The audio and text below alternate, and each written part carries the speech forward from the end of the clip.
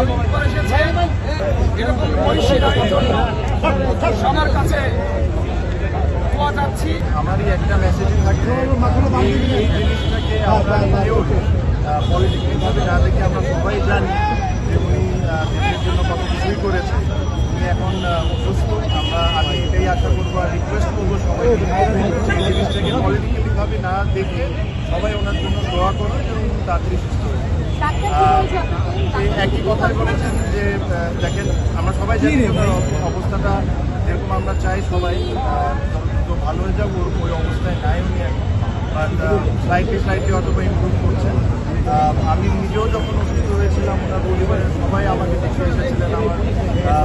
আমার যতটুকু কমফর্ট করা সম্ভব ওনার পরিবার থেকে আমাকে সাহায্য ওনারা করেছেন।